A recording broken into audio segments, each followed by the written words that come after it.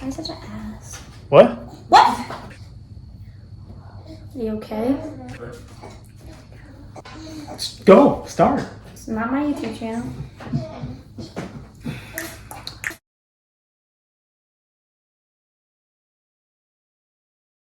All right, y'all, it's been like 20 years since I've made a video, and probably even longer since I made one about basic training.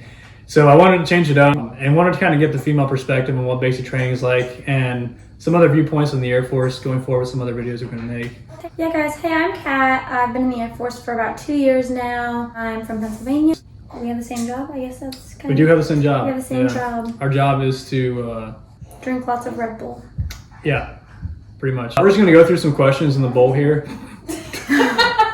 There were questions in the bowl, so fun fact, this is actually the end of the video. We're redoing the intro. That's why you're going to notice the curtain suddenly open in the next video, if you even notice that. But well, now they're going to. Okay. What we'll do is just go through each question and answer them from our perspectives and kind of wrap it up at the end. So here we go. All right. What was your favorite / least favorite meal at BMT? Coming from like a broke college student before we joined, everything tasted good to me, honestly. But I think the main thing that stood out was grilled cheese every Sunday. So we had every Sunday for lunch, right? Was it lunch?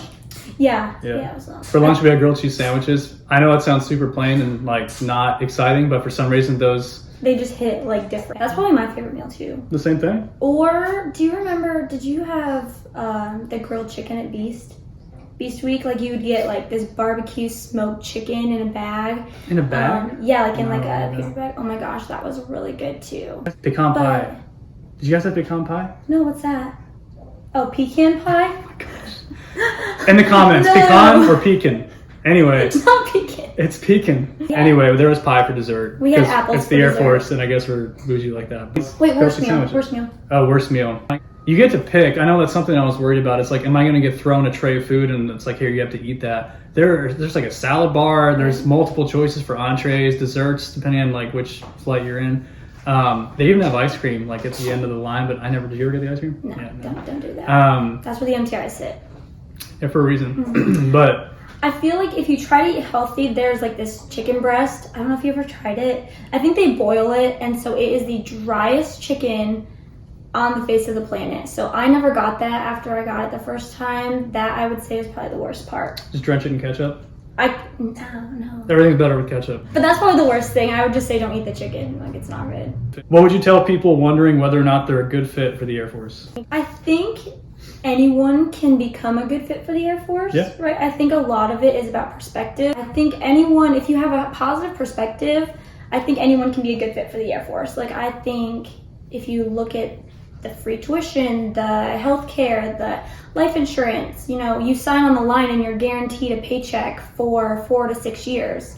And during COVID, I mean, probably a lot of people would have loved something like that. Yeah, it's true. Are you prepared to give up things, and you have to weigh your pros and cons? Yeah, I completely agree. I think it really is what you make it, because I know for example, before I joined, my wife and I had been married about a year. And it took her a little bit of warming up to it because of the preconceived notion that like you join the military, you deploy, you're going to be on the front lines, you're going to be in trenches, and the quality of life is going to be terrible, especially on the enlisted side. But honestly, we've been pleasantly surprised. After 5 years now, it's been amazing.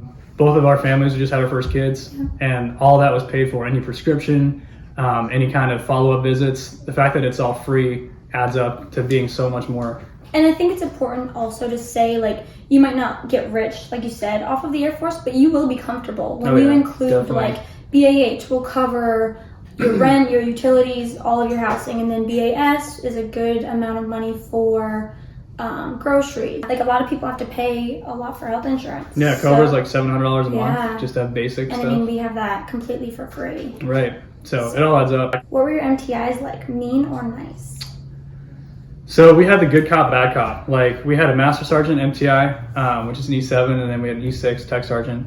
The E7, chillest guy I've ever met. Like, he never really did any kind of disciplinary action with us. He was always really friendly. He gave us an extra phone call home. He plays music from his office, and we had a little sheet outside the office. Did yours do that too? No. Like a little sign-up sheet, and you wrote down what song you wanted to hear. This is like in later weeks. What? And he would play that. So like we'd be rolling and folding, which he did for like 30 hours every day, it seemed like. And all of a sudden you hear like your song from your like request list come up. So he was cool. The other guy super cool. was I just remember him yelling. That's all I remember about him. He was always pissed. We were his first flight, like after being trained. So maybe that had something to do with it. But overall, though, it wasn't bad. How about yours? I think I had 2 male tech sergeants, and I think as a female flight, I think men are more apt to go a little easier on girls. They don't want to make us cry. They don't want. So at least in my experience, I had amazing MTIs. I mean, good. they literally like from day one. I never felt scared around them. I always felt like I could go to them if like something was bothering me or honestly anything. I don't know if I just lucked out and got 2 really great men. We didn't do like the music. That's pretty awesome. We were spoiled. But at one point we got like a 25-minute phone call home. It's like gold. Yeah, I mean, phone calls that's are like unheard freaking, of. you can't quantify. Normally they're phone calls. 5 minutes and you get 3 of them during your whole time at basic. So yeah, one of mine. So they can throw things in there. If you're a good flight, they can throw little incentives like that at you. So no, I had amazing MTIs. Do you feel like they warmed up as you guys went, or were they like super nice from the very beginning? Yeah, Sergeant Horn was like from the beginning. Like we got off the bus with him the first night, and he's like, "All right, ladies, like let's go." Like he wasn't bad. Sergeant Williford the next morning was absolutely terrifying. But yeah, by like week 4, I would say he was like definitely more chill, really easy to talk to. Did y'all sleep that first night? Because For me, like zero night, I couldn't sleep at all. I was up the whole night. We only got 4 hours, but because I didn't know when they were going to come in. I was trying to like prepare myself to roll out of bed. It never did, but I don't know if it was the same for you guys. I can't remember. I think I was so exhausted from like my travel day. I probably did sleep. That's good. Yeah, I don't remember that. It's a long night. Are you allowed to wear makeup at graduation? Yes, you are. You're allowed to wear makeup for your portrait, so your official Air Force picture, and then you're allowed to wear it all graduation weekend when you see your family. For males, no, but maybe? I don't know. I will say for girls, it has to be very like neutral. It can't be like bright colors, anything crazy. It has to be very like gold eyeshadow, nude eyeshadow. Nothing crazy. Crazy? Yeah. Gotcha. What was the best, worst thing that happened at BMT? Sort of the worst thing. I had to do this thing where you had to, this like 4th week, I think, and it's like the pre-deployment week before you had a beast week for a week. So you do, I can't remember what it's called anymore, but it's like a week of like learning how to crawl with your rifle in the sand and like stack your rifles up together. Do you remember that? Oh yeah. Yeah. What'd you do? So I had my rifle, because there's a way you low crawl with it, and you hold it to your chest. And you have to bring your knees to your elbows. Yeah, and you shimmy across the sand like that. And I don't know how this happened, but so it's iron sights on the M16, and so the far sight on the rifle, I don't know how, but it came up and it hit me right here in the eye so bad that it just ripped it open, and there was just blood running down my face. But I was so afraid of getting recycled all the time that I didn't tell anybody, and it got sand in it, so it kind of stopped bleeding. And I came out and like I stood at attention, and after we were done waiting for whatever, and I could just like feel it. Someone was like, "Bro, your face is bleeding." And I'm like, "Shut up." And we went. Like they weren't gonna see it. I don't know why. So we cleaned it up, but in my graduation picture, like the actual official photo, there's a scar over my eye because it had just scabbed over. Do you still have a scar? No. Oh, okay. But I don't know if that's like the worst thing. That's the first thing that pops in my mind. But I think in tandem with that, also like on a greater scheme, just being away from family was the hardest thing. Not being able to talk to my wife every day. That's really the hardest thing about BMT probably is like being away. I don't know if I have a story like about something being. I think you both agree, like being away, right? Being away, definitely. Family. It sucked at Beast. Did you have to jump on the rope and then like fall in the water? You guys had water? Yeah, we had water in it. 'Cause I fell in, and you have your like weighted boots on, and you're soaked for the rest of the day. And you have to stay in your soaked uniform. That would have been nice. I guess it was cold though, right? No, it wasn't. Was it warm? Yeah, Okay. it was like March. So I mean, in Texas in March, it can be like 90s. But it's still like you have blisters on your feet because your boots are soaked, and so that kind of sucked, I guess. But what about best thing? graduation, getting that coin, crying my eyes out, seeing my family, getting like letters for sure. Like Oh my makes gosh, it yeah, so mail. much better. It's like the best thing ever. When they call your name in the day room, they're like, "Here you go." Yeah. Is that what they called you? Yeah, honestly, yeah. But yeah, like calling your name that you have a couple letters and you're just, thank God. Yeah. They get you through the time there. I remember by like the first week, I asked my wife to write me one every day because that way I could get one every day, and she did, and it was amazing. I mean, I feel like half the time, like I feel like you really didn't know what to say sometimes because it was just like, yeah, nothing's changed since yesterday, right? Yeah. Phone calls. Oh, Like I said, phone calls were so good. Patio breaks were nice because you're used to DFAC food. Was it called DFAC? Yeah. Okay. You're used to DFAC food, so then you get a patio break and you can go to the vending machines where they have snacks and like soda and stuff. That started at least for us, started our second week when Yeah. you have your first like 45-minute patio break. Yeah. And it's on the calendar like all Yeah. week, so you're like, Yeah, oh, counting down patio to it. break like Thursday. Yeah. And so that's definitely, it's nice that they put that up so that you have that to look forward to. What was one thing you worried about the most before you left for basic training? Honestly, I thought like I was gonna fail. Like fail out of basic? Fail out of basic. Really? Like, I was like, there's no way I'm this short, little, weak girl. I only lifted the bare minimum like to qualify for basic, which is like Oh, at the MEPS when you have to like, do the, yeah. So after that, I just got in my head and I was like, I'm never gonna be strong enough. I haven't PT'd at all. So I'm gonna fail my final PT test. They're gonna send me home. I think that was like the biggest thing. I think that's like, I know I had the same thoughts, Yeah, especially for PT, because I think I ran 3 times before basic training, Yeah. and I thought, well, this is it. But if you're feeling like that, it's totally normal, and always just remember there's so many people that have gone before you, and there's so many different people who have the same thoughts, and they get there, and they, especially when it comes to getting in shape, they'll get you into shape. Oh yeah. Yeah, we had to work out every day. Yeah. Other than I think Sunday, right? Mm-hmm. Yeah.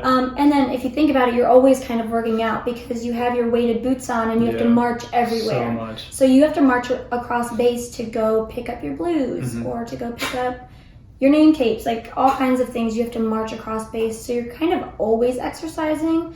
So you will get in shape at BMT. Yeah. Not saying don't work out before BMT. It probably helps a lot of people. But I didn't work out before BMT and I was terrified. Yeah, it's still going. Oh, you're still a bitch. I still hate you. I fucking hate you. Damn. It was my turn, wasn't it? No. What was the best job at BMT, or what job did you have? Did you like it? So, I had the most important job during basic training. I was a bed aligner. So, it was my job to make sure the beds were 18 inches apart for the single beds and 24 inches for the bunk beds. I made those numbers up because I don't actually remember how much it was. It was something like that, I was though. gonna say, after 5 years, Okay, and you remember that? thank you. Okay. I had heard on YouTube not to volunteer for chow runner. That's a job where you're immediately thrown into like the lion's den. You're bringing in the flights into the DFAC where you eat, and it's a very like rote thing you have to say, like a very specific phrase you have to say, but they don't teach it to you really. It's part of their like getting in your head thing where they expect you to know how to do something, and then when you don't, they're like, "What's wrong with you?" What was your detail? My detail was sweeping the stairs. But it was awesome because you got to leave your dorm, you're chilling with Brother Flight. Really it's nice, yeah. 4 girls, 4 guys, and you're just, I mean, if you got caught on the cameras goofing off, you got in trouble. We got called down to CQ one time because we were goofing off. But it wasn't a bad job at all. You just had these little hand brooms and you just swept Broom the floor. you just broomed the floor. Yeah, broom the floor. Yeah, so it wasn't an important job, but I didn't ever get in trouble by like the It's latrine. probably really chill. Like, Oh yeah, super you chill. just go outside and talk until you get caught. Did your bathroom crew get like In lit trouble up every all single the time? day? Oh yeah, don't do bathroom crew. Do the train crew. Don't do Don't do the like the cleaning closet because if that's out of organization, Oh my they gosh, will I like forgot about light that. you up. All the little cleaners and stuff, like the spray it all stuff. has to be like, perfect. So don't volunteer for that. I liked sweeping the stairs. I mean, it was good. It'd probably be It was chill. good. Yeah. I forgot the cameras were in the stairwells there. You remember like they would get on them sometimes and be like, "Your door's open" or Yeah. something like that. Oh yeah. It was my turn, right? To take one. Yes. What advice do you have for those learning or leaving behind significant others? I didn't cope with that well. Like I struggled majorly leaving Nick behind. I don't know, like I said earlier, just write letters back and forth to each other, send pictures, definitely bring pictures of any of your animals, any of your family, your children. But I mean, it's gonna be hard. I don't think there's a way to make it easier when you have people in your family who mean so much to you, and you have to leave them, and you might only talk to them 3 times in the course of 2 months. So, I really don't know. There's not, any kind of advice I would say that would make that any easier on any couple. I think you just count day by day. You talk as much as you can. Yeah. You write as many letters as you can. I don't know. Like, did you do anything to make it any easier? I didn't know we could bring pictures until I got there. Oh, yeah. And then I remember I wrote my wife a letter, and I was like, "Hey, can you send me some pictures? Because like I didn't know we could bring them, but I guess we can." And I think honestly, just keeping the end goal in mind, like while you're there, you're so busy that at least for me, like the times that I miss my wife the most is like when I'd go to bed that night. Just keep trucking through. Remember why you're there. Utilize every phone call. Write letters, even if you don't like writing letters, because you will. Because it's almost like, I don't want to say it's like prison, but it feels like it because you have no idea what's going on. Yeah. Like even in the news, remember they used to put the news on the wall? Did you guys do that? Like, we didn't do that. We had to you would hear from the people who went to the one church service that was no. Oh, I don't remember what they were called, but they were pretty chill about everything. Yeah, everything was super chill. You just kind of go listen to music, and you they post things about what's going on in the outside world. Yeah. So no, we only heard about things like that. It would be the Patriots won the Super Bowl. That happened. You were there during the Super Bowl. Yeah. And so that's how we found out about everything, is people would go to that service and come back with whatever was going on outside. We felt like we grew even closer together just going through that experience, because the home front's just as hard as what you're going to be going through. What was the hygiene experience? It's definitely different. I remember in high school, obviously in the locker rooms, you're showering with a bunch of dudes, but that first zero night, everything was so chaotic, and all of a sudden they were like, take off your clothes, and I was like, okay, and all of us take our clothes off and shower. So all 53 of us crammed under 4 working shower heads, and it goes so fast you don't have time to process. Right. Holy crap, this is what's happening. But I just remember I think I got a few drops of water, and that was it, because it was so quick. So that whole side of the hygiene thing was kind of crazy for me first, because before basic I used to take really long showers. But shaving too is another thing. Definitely, please, for the love, bring a 5-bladed razor at least. People who brought the 2-bladed Bics were all bleeding, because you have especially the first couple of days of yelling you to shave quickly. Some people have never shaved before. Even if you don't grow facial hair, they make you shave, just because everyone else is. And people were always bleeding and stuff like that. At least with 5 blades, you had a closer, more I don't know, you bleed less. So that was crazy. But besides that, I mean, I was there July and August. We sweat a ton. We took 2 showers a day, one in the morning after PT, and then one in the evening before bed.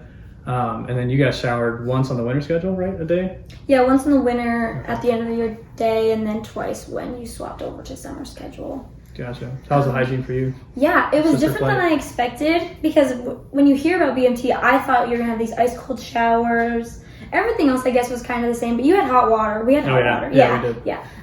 But we had 8. We were in Alcatraz too, but we had 8. Old dorms. We had 8 shower heads. But I think the whole purpose of the first night is to kind of get rid of that shock value. Yeah. They just push you into the shower. You're all naked together. You just jump in there. So it's kind of the next time it's not as crazy. Yeah, sure. Definitely get used to it. Right, so it's that first night, everything's just going 100 miles an hour. So you jump into the shower, you jump out. You don't even have time to lather your hair, wash your body. There's no point in taking any kind of soap in with you.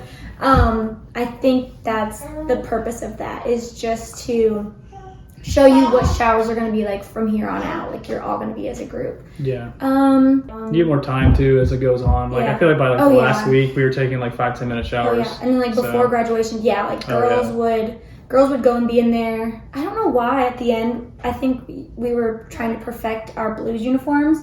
But our empty guys would leave for the day. Girls would go hop in the shower for 30 minutes, preparing for graduation week. So that if your empty eyes aren't up there, you can shower as long as you want. Yeah. So. But at the beginning of BMT, that doesn't happen very often. You don't have any kind of free time in the beginning. But hygiene for showers was fine. Nothing else girl-wise for hygiene was good. It was nasty. Girls are gross. I really don't know how else to put it. We got in trouble every single day because of how our bathroom looked. I don't know I wasn't bathroom crew, but literally every day that our bathroom got inspected, we had like 10 marks on it. Did y'all? I don't remember how many marks we could get. Wasn't Oh there like my a God. minimum when you failed? Oh yeah, the minimum's It like was like 2. 3 or 2, yeah. Yeah, and we would get Those pretty much bathrooms were max. nasty though. It was hard to even make them Exactly. look nice. Like, I know. because they were from like literally the 50s. Right. Is what our dorms were. They tore them down now, but Did you have like doors that didn't close on the stalls? Yeah, we did yeah, too. Yeah. yeah. So, yeah, it was interesting. I think it all goes back to like breaking people down, especially in the beginning, like you were saying, like Oh yeah. because it all makes us part of like the same team. We're all on the same level. Like the suck factor is at 100%. But What was the biggest worry, concern you had before you left? I think honestly, like just being away from my wife was. I remember we had Olive Garden the night before, and it was just like you have that thought of like, dude, my life's about to change for the rest of my life probably. And so my biggest concern was like, how will that affect like being away for so long and then having the military lifestyle? How's that going to affect our lives going forward as a unit? And then also just like, can I hack it? Like, am I gonna like I said, are you gonna like? Yeah. Am I gonna get? Am all I the gonna way get there? booted? Like, yeah. Like I take forever to eat a meal, for example, and I heard you have like 2 minutes, and that was like one concern I had. For example, I was like, can I even like eat enough to stay alive out there? But what do you? Yeah, I struggled a lot, like I said earlier, with like leaving Nick. I felt so terrible. We had just gotten married, so planning on leaving, I would just cry out of nowhere. Yeah, I'd be putting the groceries away, guys, and like I would just turn around, there'd be tears like flooding my face, and he'd be like, "Are you okay? What's wrong?"